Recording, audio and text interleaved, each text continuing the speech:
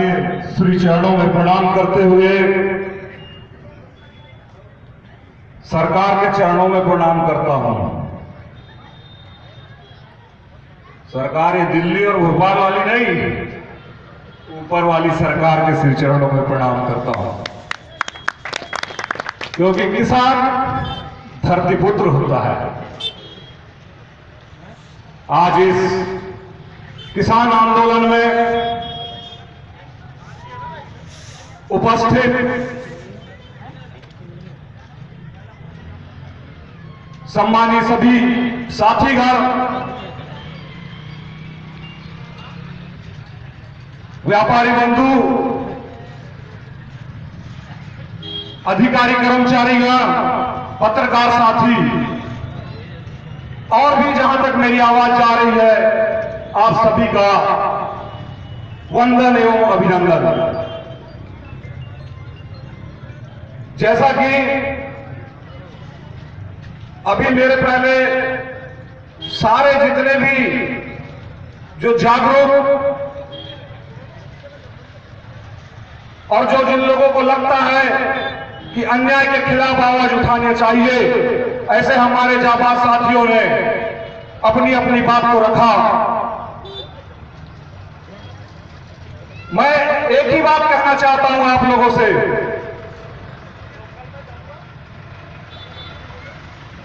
देखिए अनाज हर आदमी खाता है, बिना अनाज के इस धरती पे कोई जीवित नहीं रह सकता। और जिसकी भी थाली में भी अगर अनाज आ रहा है तो वो अनाज किसान के कारण आ रहा है, किसान की देन है। आज जिसकी थाली में भी अगर अनाज है तो वो किसान की देन है।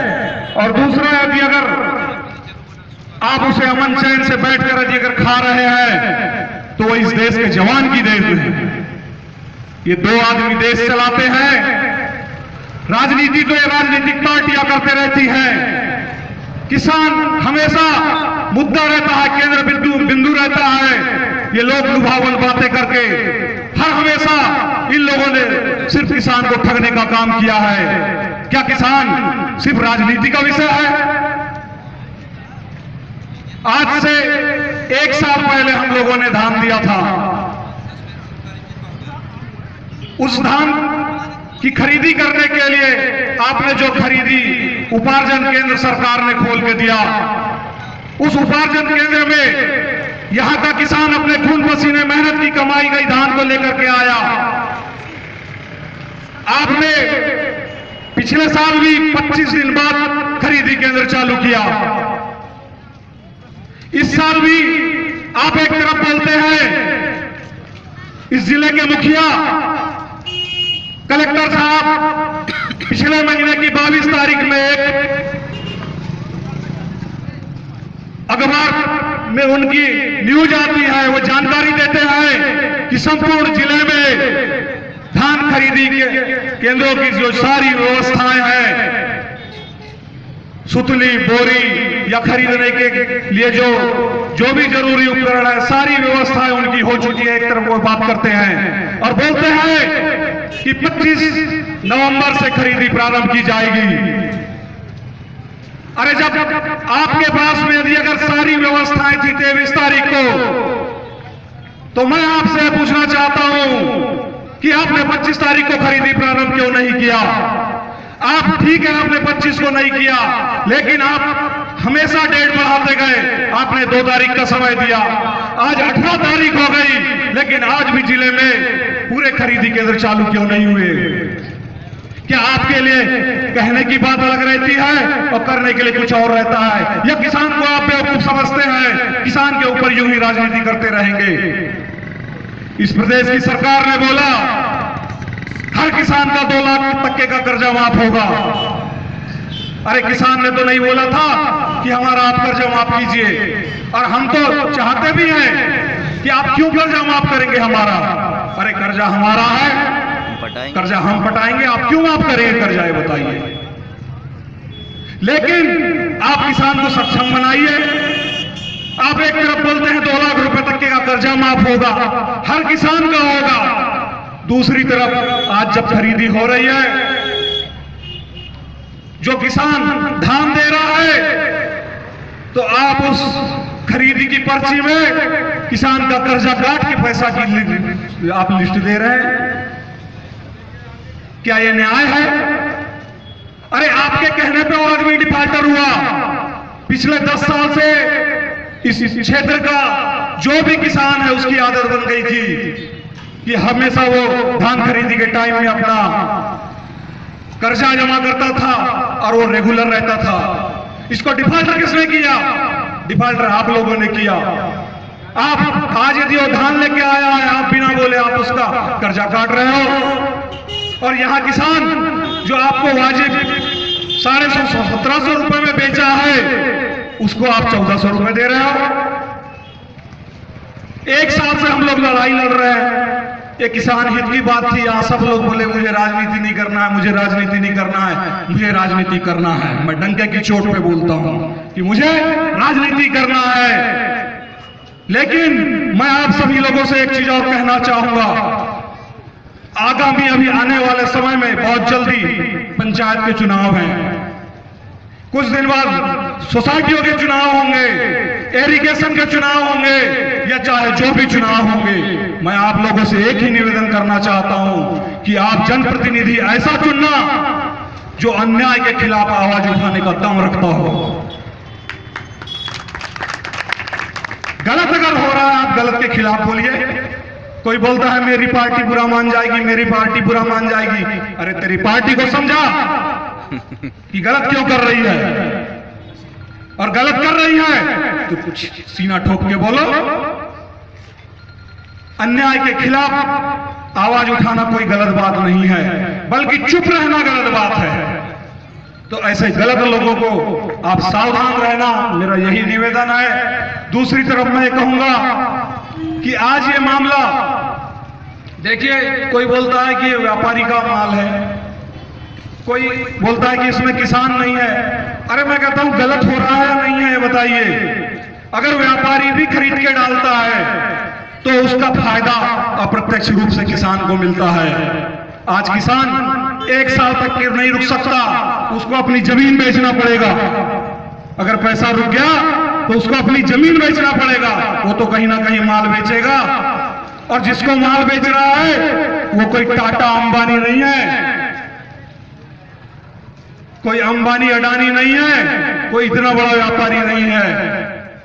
अरे उसने माल बेचा, ठीक है, उसने 50 रुपए कमा रहा होगा, लेकिन आपकी अगर खरीदी चालू रहती है तो किसान का मूल्य, किसान का धान का मूल्य 300 रुपए ज्यादा में बिकता है। आज बाजार में कितने का धान बिक रहा है बताइए? 1400 रुपए, 1400 रुपए, 1300 रुपए में आज किसान बेचने को मजबूर है। कारण आपका ये जो बोलते हैं कि पूरे प्रदेश में हमारी तैयारी है, पूरे जिले में हमारी तैयारी है, लेकिन 25 दिन बाद भी आप खरीदी नहीं कर पाते। ये सरकार जो कहती है और जो कर रही है, कोई कहता है कि नहीं ये कलेक्टर की गलती है, इसमें सरकार का दोष नहीं है। मैं कहता हूं भैया, मुखिया कौन है प्रदेश का? तुम्हारे प्रदेश में यदि अगर तुम्हारे नाक के नीचे कोई आदमी अगर गलती कर रहा है, ठीक है, तुमको जानकारी नहीं रही होगी, हम मानते हैं जानकारी नहीं रही होगी, लेकिन 1 साल का विषय हो गया। हम दर दर जाके निवेदन कर रहे हैं, आपके नाम से भी ज्ञापन दिया हमने, तो आप उसके ऊपर कार्रवाई क्या कर रहे हैं बताइए? हमारी मांग है, हमारी 3 मूल मांग है। पहली मांग कि हमारे जितने भी खरीदी केंद्र है, उपार्जन केंद्र, वो सारे के सारे उपार्जन केंद्र तत्काल जल्दी से जल्दी चालू होना चाहिए। दूसरी मांग कि हमारा जो 350 रुपए का जो बकाया भुगतान है, वो भुगतान मैं ब्याज के हमें जल्दी से जल्दी प्राप्त होना चाहिए। और तीसरी मांग, हमने कर्जा माफी के लिए नहीं बोला था, कर्जा माफी कर दे, अच्छी बात है। किसान तो ऐसे भी बहुत ज्यादा गर्त में डूबा हुआ है। आप अगर ये 1815 रुपए भी अगर दे रहे हैं तो ये 1815 रुपए में भी किसान का पूरा नहीं होता, क्योंकि आज इतनी लागत बढ़ चुकी है, इतनी महंगाई बढ़ चुकी है, इतने खर्चे बढ़ चुके हैं, हर चीज महंगी हो चुकी है कि ये 1815 रुपए में भी किसान का पूरा नहीं होता। आप रेट बढ़ाइए धान का, धान कम से कम 2500 रुपए क्विंटल बिकना चाहिए।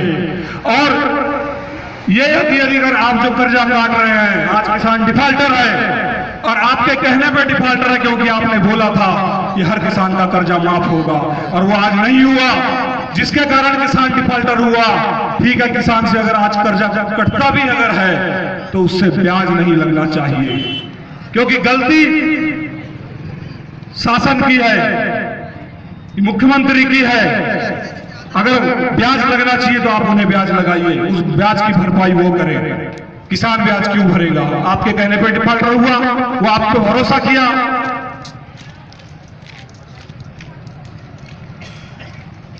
और इस सरकार के बारे में मैं एक ही चीज कहूंगा कि इनकी ये जो किसानों के साथ जो आज हो रहा है, इससे इनकी प्रशासनिक क्षमता और प्रबंधन क्षमता और इनकी नीयत पे भी प्रश्न चिन्ह लगता है। हमारा ये जो धरना है इसके बारे में बताएं। जब तक हमारा तहसीलदार साहब भी आए थे, अरे हम तहसीलदार साहब से क्या बात करेंगे बताइए? हम तो उनसे आए दिन बात करते रहते हैं। पिछले बुधवार 4 तारीख को जब हमने किसानों ने, पूरे किसान साथियों ने जब यहाँ रैली लेकर के आए, उस समय एसडीएम साहब से बात की थी हमने। तहसीलदार साहब तब भी कुछ नहीं बता पाए थे। ठीक है भाई, आप बड़े अधिकारी को बुलाइए, तो हमने एसडीएम साहब को बुलाए। अब एसडीएम साहब ने हमें 8 दिन का समय दिया, आज 15 दिन हो गए। अब एसडीएम साहब के पास भी कोई जवाब नहीं रहा। या तो जिले का मुखिया आए और हमें कुछ ये समझ लो लिखित में दे कि ये हो रहा है, या हम इतने दिन में करेंगे तभी ये हमारा अनशन खत्म होगा, ये किसान आंदोलन खत्म होगा। मैं आप सभी हमारे किसान साथियों का, सभी का दिल से, हृदय से धन्यवाद देता हूं कि आप सभी लोगों ने जो हम लोगों को जो साथ दिया।